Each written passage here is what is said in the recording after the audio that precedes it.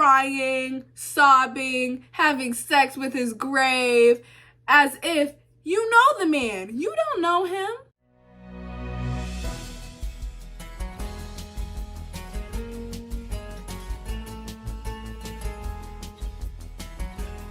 There will be heavy Saltburn spoilers in this video. If you haven't watched Saltburn, go do it. If you don't want to watch Saltburn and you just want to know what I have to say, you can just watch it. You'll just be a little confused because I'm not doing a plot summary. I don't care enough to do a plot summary. Hey guys, it's Sydney, and today I will be talking about Saltburn. And if you watched my last video, you will know I named Saltburn the best movie that I've watched in 2023 because it was just that magnificent. It was a late entry, but it was worth the lateness. I did not expect this movie to be as good as it was.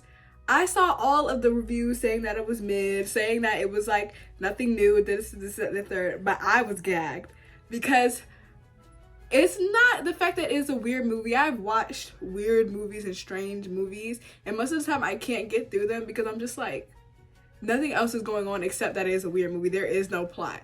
All there is you just doing weird stuff, and that is the plot. And I don't care. I don't care about you doing weird stuff. Give me the plot. And I think that's why I liked about Saltburn, because there was something going on. And I think people were more like, there's nothing to think about at the end. Sometimes you just gotta watch a movie and not think.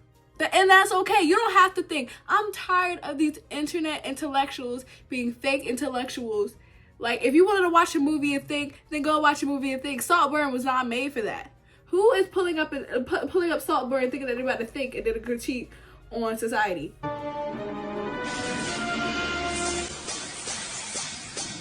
Even though it kind of is, I feel like y'all thought that this movie was gonna be way more complex than it was. When I came in with low expectation, no shade. I feel like people came in expecting like this insane big thing. The way it was marketed kind of made me a little mad. Made it seem like it was like this mystery thriller type deal when it really wasn't. It really wasn't. It was more like a heist movie.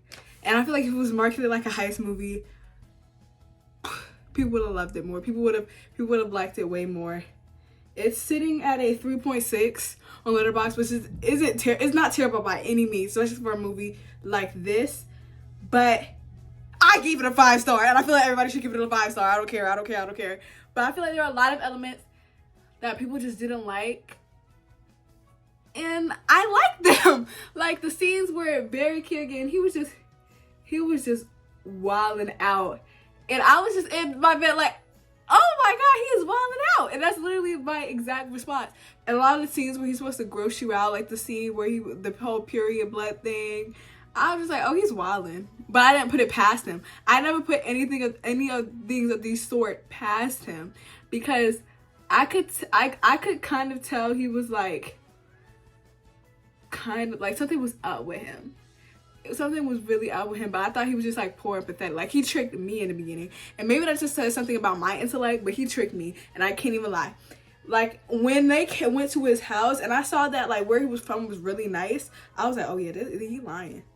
And how nervous he was, I was like, oh, he's lying. He was like, yeah, your mom sounded really sober on the phone. I was like, oh my gosh, that was the worst part of the movie. Not him doing whatever he was doing with the grave, not him doing whatever he was doing with what's his name, Farley, doing whatever he was doing. Him complimenting the mom, saying, oh, you're gorgeous. I was like, is he trying to pipe the mom down? What? I was like, oh, he's weird. The only person he didn't flirt with was the dad. And I was like, oh, he is strange. No shade. Like, Barry Keoghan, I really hope I'm pronouncing his name right. Keoghan.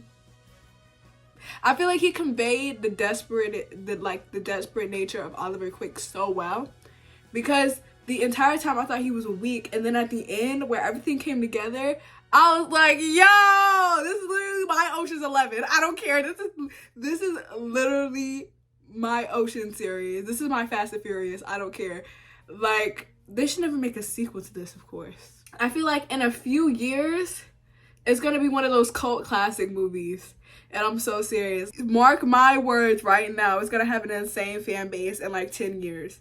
10, 20 years. Like, please, let him cook. And it's crazy. The entire time, I was looking at all these characters, and I was just like, none of these people look college age. That's why I was just like, they look old. They look really, really old. Like, that's what kept me out of the movie a little bit. Oliver Quick, I hate him, but I root for him because I'm like, dismantle capitalism.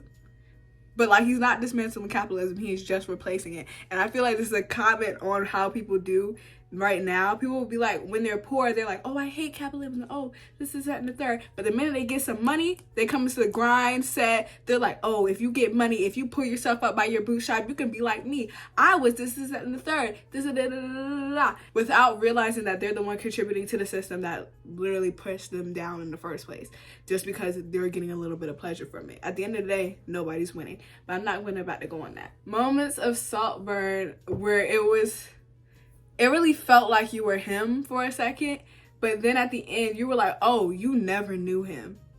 You never knew Oliver Quick. The person that you knew the best, none of them actually. You didn't know these characters. And I feel like that's also what people's like issues were with the movie, is because like they didn't feel like the characters were like real people. But at the end of the day, you're still watching a movie. I never go into a movie and expect the characters to feel like real people, because we're only seeing a slice of their life. We're only seeing like 6 months of their life. Which, oh, let me talk about that.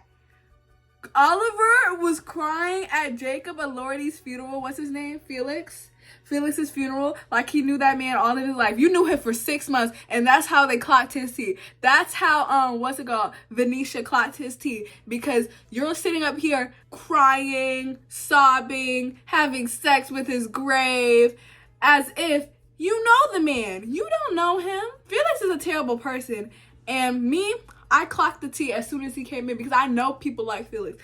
I know the popular people that take people under their wings and just want to make it feel like they're safe. They're the same people that bully people, that they like, and that's the thing. In those scenes, he never like outwardly stood up for Oliver. He was just like, come on guys, stop. Stop doing that. Stop. When he knows for a fact that he could stop them from bullying and talking about Oliver, because he has that much influence on that group. He is royalty. He has so much influence on that group. Without him, that group would be nothing, and he knows that. But he still wants to feed in, because he doesn't actually like Oliver as a person. He pities him, and he's using him as a way to fuel his ego. And Oliver picked up on that, and he said, the more pity I can get from this man, the more I can trick him. Oliver was a smart man, because he got at the end where they showed him popping that tire. Yo, I also want to talk about the cinematography in this movie, which was actually impeccable. I would often just look at the scene, look at the movie, and I'll just be like, wow, that is a great shot. Like, low-key, I want to rewatch the movie so I can take like little pictures to put them up of all the great shots of this movie, because it was magnificent. Like, and I just feel like Saltburn, like the actual castle, is absolutely beautiful. I want to go there. Spend a summer in Saltburn, but without all the weird people. Just me and my friends, we turn up. Oh, let me talk about Farley. Farley is messy. Farley is Mess City, and I love it. I feel like people were like, oh, Farley isn't a real character. He was just there to start mess. I'm like, duh. There always have to be a character just to start mess. Like, I feel like y'all reading into things, and by y'all I mean letterboxd users, pretentious, but I'm a letterboxd user. I don't care. Me, like that, I just never look for realism in movies for a lot of the time. Like, I don't. Like, for a movie like Saltburn, like, the whole thing is supposed to be like grandiose and out of this world, and he's just like thinking like 10 steps ahead of everybody, and this, that, and the third. That's the whole thing. And Farley, you're messy. The whole thing. At first, I was like, when that whole karaoke thing happened, I was just like, why does it sound like Audrey 2 from Little Shop of Horrors was singing this song? I was just like, And then it came to the part where it was like, pay my rent, and I was just like,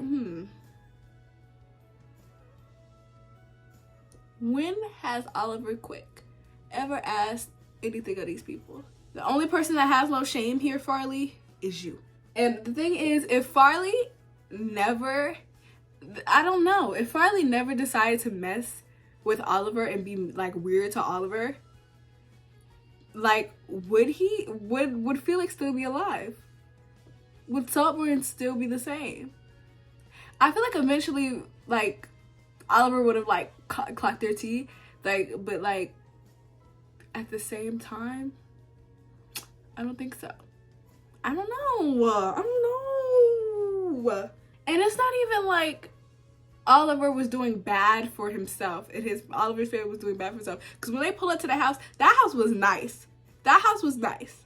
That's like a like in this economy, not in 2002. In this economy, that would be like a $500,000 house. No shade. Like, that was a nice little house, and he had, like, I think, like, 3 sisters. So at least there was, like, 3-4 bedroom in that house.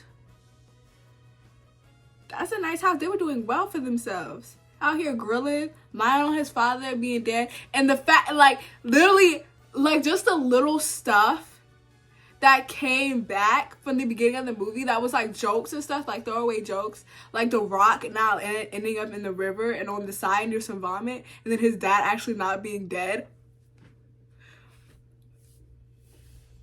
What? I'm sorry, that was gagging. For me. My life was changed. I would like to conclude this video with the fact that Saltburn is not that weird of a movie. It's not that weird of a movie. It's just a heist movie. It's really just a heist movie done in a non-traditional sense.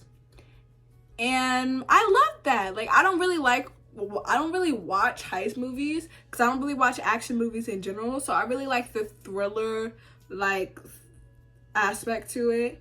And I don't like how people on Twitter are trying to be like, oh, this is just like, oh, people that don't watch really weird movies love Saltburn. And I'm just like, I don't watch really strange movies. I've watched, like, weird movies, but not like grotesque ones. Like, that's not my thing. And Saltburn wasn't even really that grotesque and weird. It was, like, it was quite normal. He was doing weird stuff with that. I remember when I first saw the bathtub scene on my timeline, I was just like, what's going on? And I knew I had to watch that movie because I needed to know the context around it. Like, that will be all for this video. The Literally Me video is coming next week because I do need some more time to create the script. I'm creating it this week, and I'm trying to, like, just buckle down because it's kind of gonna be like a video essay. It's gonna be a longer video, I believe. I'm not trying to make it like 45 minutes, but it's probably gonna be like 20 minutes. So if y'all are interested in that, stay tuned until next week. So yeah, I lied on the poll. Like, if I hadn't watched Saltburn, it would have been this video, but I just need to work more on, like, summarizing it because I already have my thoughts. I may rewatch a couple of those movies. And yeah, if you love a movie, do not check the letterboxd reviews, okay? Especially if they are making good points. It does not matter. It is what you think of the movie, okay? If you didn't like Saltburn, let me know down below. If you did like Saltburn, let me know down below too. I want to know your thoughts. I want to conversate with y'all. Y'all know I love replying to comments. I love talking. Like, one thing about me, I'm going to talk. I'm going to yap. But yeah, I hope y'all have a great rest of your weekend. Make sure you like, comment, and subscribe to my channel. Follow me on letterboxd and Instagram, both blondedsydney, and follow my business page, Doll by Sydney with 2 S's. And I'll see y'all in the next video. Bye, guys.